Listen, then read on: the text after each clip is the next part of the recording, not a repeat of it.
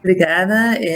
Saudar os palestrantes, saudar todos os participantes do Congresso da ANAPAR. Eu lembro que nós ajudamos a construir a própria ANAPAR na necessidade dos participantes terem uma voz ativa e poder ter uma leitura acerca da sobrevivência, da existência, do fortalecimento dos fundos de pensão. Então, portanto, é uma alegria grande estar aqui. Nós estamos vivenciando um momento que é um momento de uma crise trançada, não é? Uma crise sanitária, mas é também uma crise econômica, é uma crise social, e ela se derivou em uma crise também ética, institucional, ambiental. Então, vivemos uma crise trançada. E nesse processo é muito importante que nós possamos preservar o que nós construímos nesse país, né? Tanto do ponto de vista de direitos, quanto o próprio patrimônio público. Eu digo isso porque nós estamos enfrentando ameaças, que são ameaças constantes no que diz respeito à soberania nacional.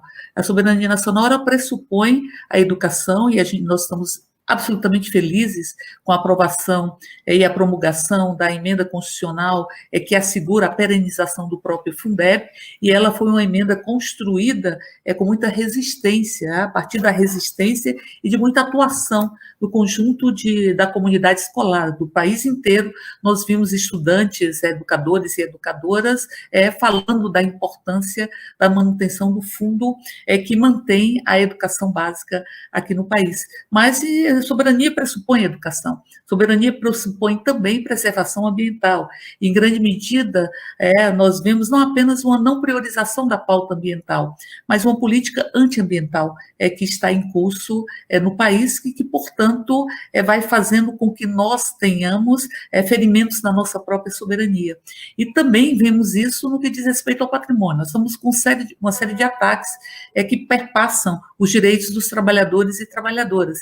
E digo isso porque preservar as condições dos planos de saúde pressupõe preservar as nossas próprias empresas. Nós estamos com a medida provisória 995, que, em verdade, desmembra a Caixa, por exemplo, e que possibilita que haja a privatização aos pedaços da empresa em um momento que é um momento complicado, que é um momento de crise, é também um momento de oportunidade, sem nenhuma dúvida, mas há que se ter muito cuidado em vender as nossas ações. Tanto é que tanto a Espanha quanto a Itália têm provocado, têm construído restrições para a venda de ações das suas próprias empresas, por ser um momento de muita crise nesse país, essa crise trançada, que pode ser em U, mas a perspectiva maior é que ela se dê em W, como um pouco aqui já foi discutido, na minha concepção. Então, portanto, nós estamos vivenciando isso, tanto ameaças à privatização da Eletrobras, quanto ameaças à privatização dos Correios, isso dos Correios, de você ter uma decisão contrária a uma sentença normativa que estabelecia uma vigência de 2 anos da própria sentença e que foi desconstruída por uma ação governamental e por uma decisão do próprio Supremo. De 79, me parece, cláusulas, perderam 70, inclusive as que dizem respeito ao próprio plano de saúde. E é nesse sentido que é importante que nós possamos avançar na construção da aprovação do projeto de decreto legislativo que susta as resoluções da CGPAR, que interferem em relações contratuais, interferem em direitos e relações contratuais. Então, portanto, quando você estabelece um vínculo com uma empresa, você analisa o conjunto dos benefícios que aquele vínculo te proporcionará. Um deles é o próprio plano de saúde. Então, você muda as regras estabelecidas, o plano de saúde individualiza, ao mesmo tempo tira o caráter solidário, estabelece parâmetros e variáveis a partir de faixas etárias, desconstruindo uma relação contratual em grande medida, onde nós temos caixas de assistência, você desconstrói a própria autonomia da caixa de assistência e, ao mesmo tempo, você desconstrói as relações que foram pautadas e estabelecidas em contratos de trabalho. Esse é o sentido do PDL. O PDL ele já passou por 2 comissões. Ele passou pela Comissão de Trabalho, que é a Comissão de Mérito, Trabalho, Administração, Trabalho e Serviço Público, e também passou pela Comissão de Constituição e Justiça, com o relatório do deputado Sócrates Cavalcante, que foi o relator da matéria na Comissão de Constituição e Justiça. E agora ele está pronto para ir a plenário. E pronto para ir plenário depende em grande medida, ou depende exclusivamente, eu diria, de uma decisão do próprio presidente da Câmara. O presidente da Câmara tem que colocar esse PDL para votar. Nós somos um funcionamento atípico, que enfraquece a própria democracia, enfraquece inclusive o poder legislativo. Essas medidas da Caixa, a medida provisória 995, por exemplo, ela possibilita a privatização de atividades essenciais que são intrínsecas à própria existência da empresa-mãe, sem a apreciação do próprio legislativo, e ela possibilita que se criem essas empresas, e essas empresas, ao serem criadas, podem ser privatizadas, sem a interferência do próprio poder legislativo, e com a medida provisória, como ela tem efeito imediato, e ela tem uma vigência de até 4 meses, é possível que, nesses 4 meses, eles procedam esse processo de desmembramento ou construção de novas subsidiárias e privatização destas subsidiárias, e o parlamento não possa interferir sobre isso. Eu digo isso porque nós estamos tendo um movimento, que é um movimento de desconstrução da autonomia e da voz do próprio parlamento neste momento no Brasil. Nós temos proposições que são negociadas, como, por exemplo, auxílio ao agricultor familiar, e que foram vetadas quase que na sua integralidade.